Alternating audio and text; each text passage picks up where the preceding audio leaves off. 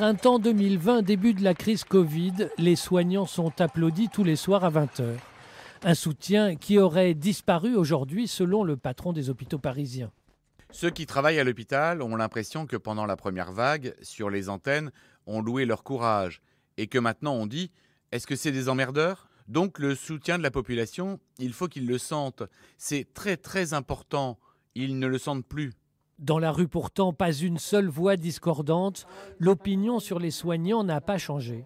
C'est des gens braves, ils ont beaucoup travaillé, ils se sont sacrifiés. On a mieux apprécié peut-être leur service et leur qualité devant l'adversité. Ça renforce mon idée sur le fait que c'est du personnel qui est peu valorisé, peu reconnu. Une récente étude Odoxa confirme un soutien massif des Français. 88% d'entre eux estiment que les personnels soignants ont été à la hauteur de la crise. Ah, c'est complètement unanime. C'est clair, les Français sont très fiers des professionnels de santé et de la façon dont ils ont traité la crise sanitaire. Si les Français n'applaudissent plus tous les soirs, leur soutien au personnel soignant demeure indéfectible. Le premier week-end des vacances de Noël peut être perturbé si vous avez décidé de prendre le train. 3 syndicats de la SNCF ont lancé hier un appel à la grève sur l'axe sud-est.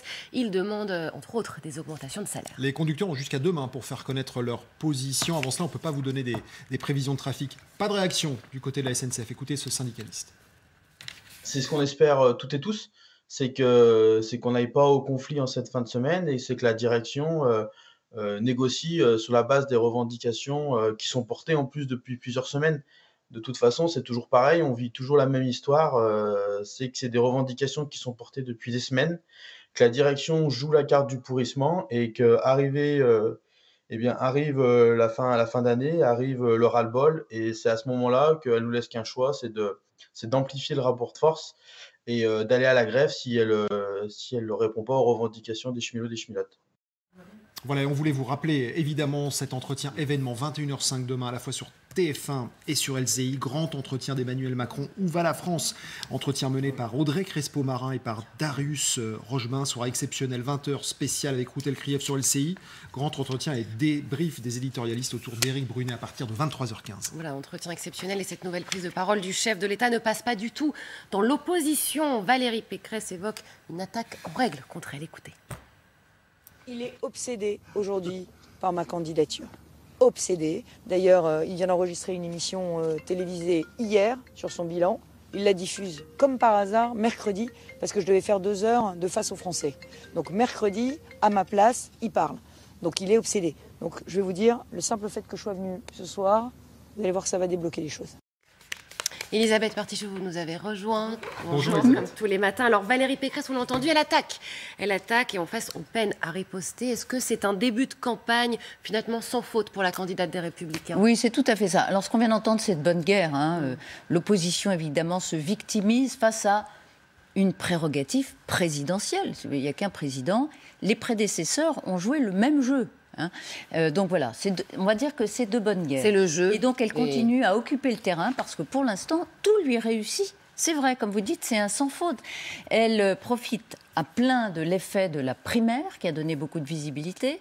Elle profite à plein de la surprise quand même, de son élection face au Barnier, au Juvin, au Ciotti et au Bertrand. Bertrand, rappelez-vous, grand favori, c'est elle qui déborde tous les garçons, si je puis dire, sur la ligne d'arrivée. Les Français lui accordent comme qualité dans les sondages dynamique et compétence. Dans un sondage LR, il y a une semaine, elle battait Emmanuel Macron 52-48, il n'y en a pas eu d'autres, mais c'est un précédent. Et puis vous allez voir un sondage Odoxa qui a été révélé hier. Eh bien, 50% des Français ont une bonne opinion de Valérie Pécresse. On va peut-être le voir dans un instant. Elle gagne 12 points. 12 points par rapport au mois de novembre. On ne le voit pas, mais je vous dis, vous pouvez me croire. Ah ben voilà, sur Parole. Donc voilà, c'est des jolis cadeaux de Noël quand même pour la candidate LR. Pour l'instant, elle n'a combattu que contre son camp. C'est quand même une adversité assez relative. Ça ne va pas être le cas pour ce qui a ses adversaires aujourd'hui. C'est Marine Le Pen, Éric Zemmour et évidemment Emmanuel Macron qui vont être autrement redoutables. Elle a deux buts face à elle, ou plutôt deux fronts deux fronts. Elle a la droite zémouriste et lepéniste, et elle a la droite macroniste qu'elle doit faire revenir chez elle. Sa stratégie pour l'instant, c'est de taper à bras raccourcis sur le chef de l'État, ignorer les autres concurrents, Zemmour, Le Pen, qu'ils se dévorent entre eux, mais eux, ils ne vont pas la laisser tranquille. Donc on verra si c'est une tactique qui est payante. Et puis comment séduire l'électorat populaire? On ne peut pas gagner une présidentielle si on n'a pas une grosse partie de l'électorat populaire avec soi. C'est une faiblesse chez elle. Deuxième faiblesse, les jeunes. C'est Emmanuel Macron, pour l'instant, qui les réunit sur son nom. Donc voilà, elle a ces deux défis. On verra à Noël, ou plutôt au mois de janvier, comment elle atterrit dans les sondages. Pour l'instant, je vous l'ai dit, il y a une dynamique très forte qui est liée à la visibilité de la primaire et à la surprise qu'elle incarne, elle.